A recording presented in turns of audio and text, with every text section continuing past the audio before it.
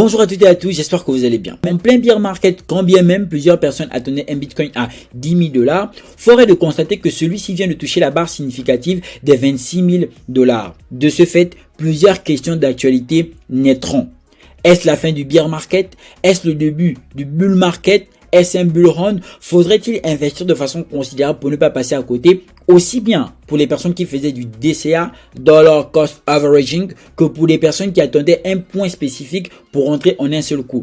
À coup sûr, ces questions ont un caractère purement spéculatif. D'une autre part, elles nous permettront de voir l'adoption massive de Bitcoin, ce qui révélerait le côté fondamental et technologique au détriment des ventes qui seraient plus propices dans une chute de marché de façon globale. Dans cette vidéo, je me donne l'exercice de vous expliquer de façon graduelle ce qui a fait en sorte que nous soyons dans un contexte d'adoption de Bitcoin en pleine crise des marchés financiers. Il sera donc question de voir quelles sont les différentes étapes par lesquelles le marché crypto est passé pour qu'aujourd'hui les gens se tournent subitement vers Bitcoin. Je pense qu'elle sera très intéressante. Je vous prie de la regarder jusqu'à la fin.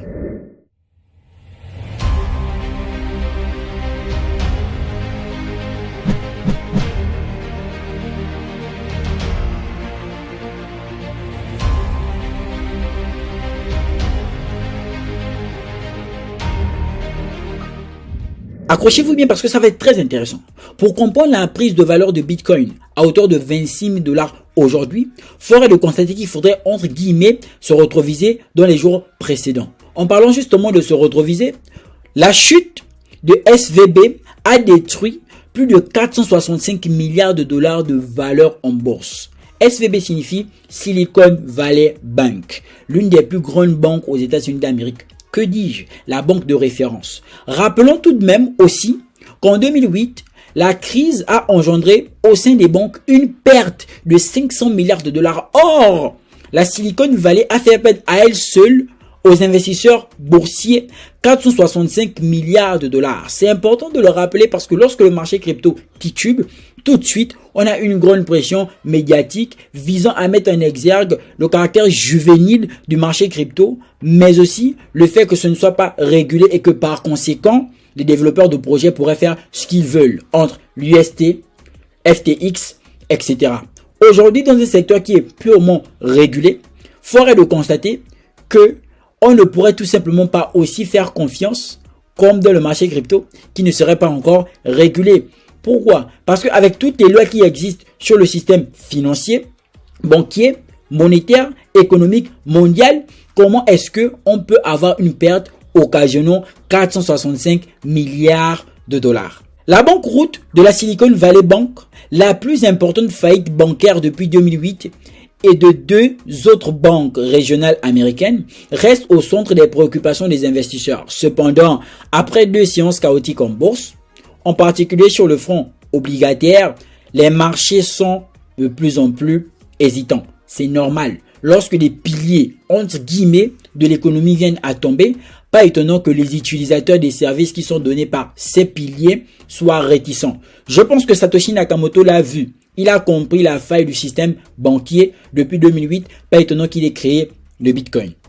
Eux aussi, les banquiers, les grandes organisations qui aujourd'hui sont là, entre guillemets, pour accompagner l'économie, pour faire en sorte de lutter contre le chômage avec la Banque Centrale Européenne et dans ses missions, etc., sont aujourd'hui conscients du fait qu'ils aient des failles et qu'aujourd'hui Bitcoin se trouve être un atout. Pas étonnant qu'on soit toujours contraint à la moindre chute du marché crypto de désacraliser Bitcoin.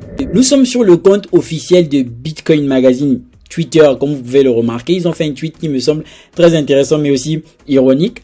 Après que les deuxième et troisième plus grandes faillites bancaires de l'histoire des États-Unis viennent de se produire, Biden prononce un discours de 5 minutes puis s'éloigne immédiatement. En réalité, ce qui m'intéresse ici dans ce tweet, c'est plus le fait qu'en fond sonore, vous ne pouvez pas l'écouter tout simplement, le journaliste demande au président si il faudrait continuer à faire confiance aux banques, si est-ce que les Américains devraient continuer à garder leur argent en banque. Il s'est tout simplement sauvé, il n'a pas pu répondre à la question, il est parti car lui-même actuellement il est dépassé. D'accord? Papy Biden c'est un vieux et tout de suite apprendre une nouvelle comme ça sur son système, sur ses banques, le système financier américain qui est tout simplement remis en cause. Et quand on sait que les États-Unis d'Amérique veulent être paternel en ce qui donnerait la loi à d'autres pays, en ce qui dicterait les règles, il y aurait la plus grande démocratie, le meilleur système éducatif, le meilleur système financier, le meilleur système médical, etc. Donc, un gros coup de gueule à la face comme ça, c'est pas toujours évident pour un président d'avoir la tête sur les épaules. Il doit rester fort, car c'est lui le président, mais ça se voit très bien qu'il est touché. On va le voir ensemble.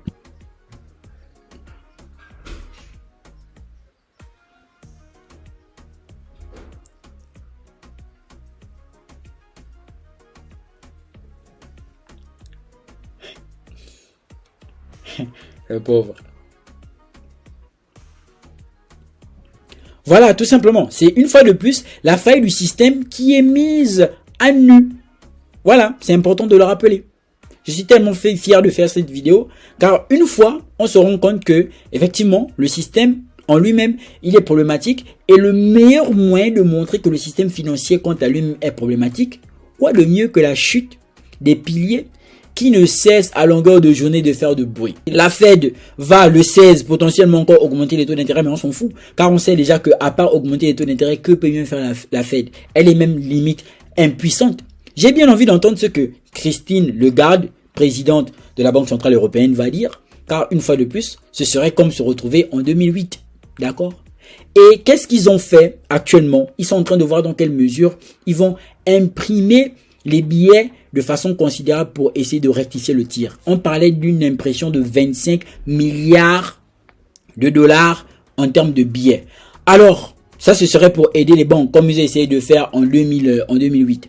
Le tweet a été fait sur CoinTribune hier.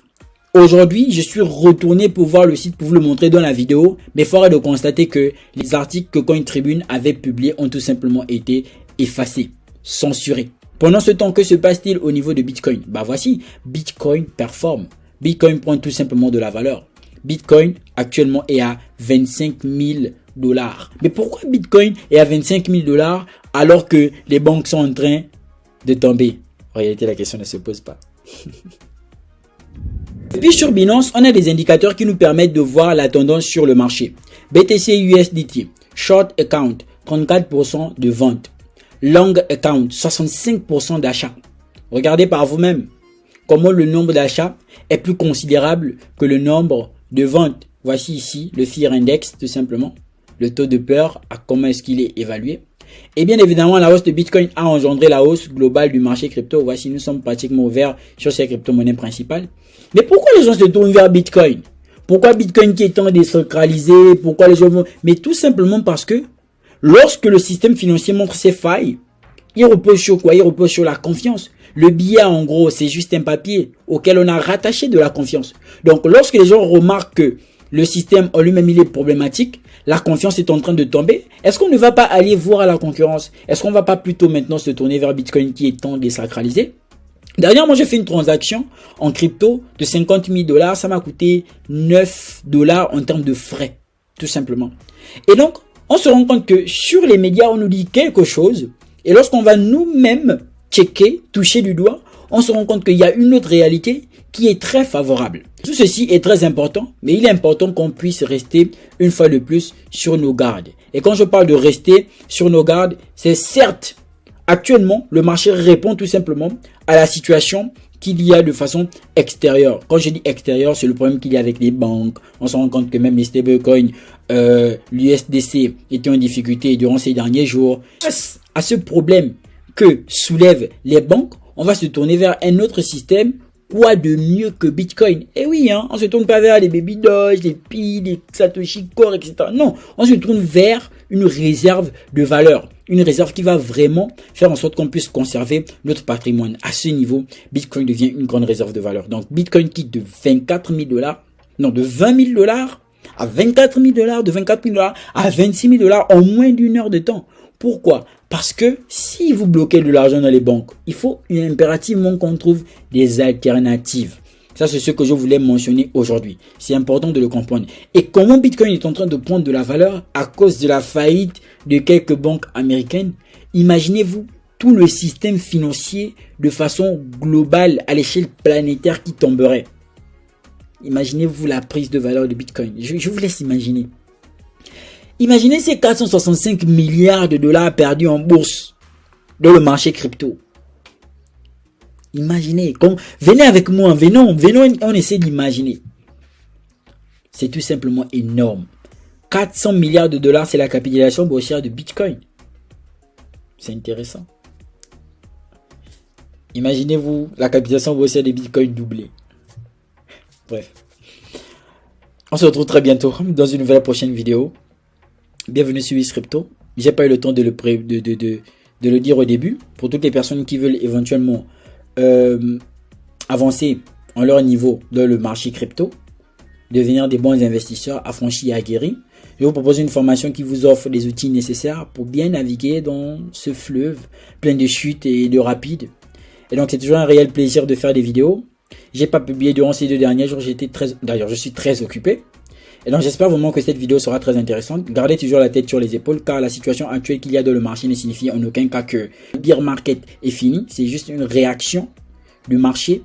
C'est juste voilà, une cause à effet. Je pense que c'est circonstanciel. La vraie hausse du marché sera bien plus considérable que ça. Bitcoin n'a pas le niveau des banques. C'est un autre niveau de coin. C'est un autre... Bref. On se retrouve très bientôt dans une nouvelle prochaine vidéo.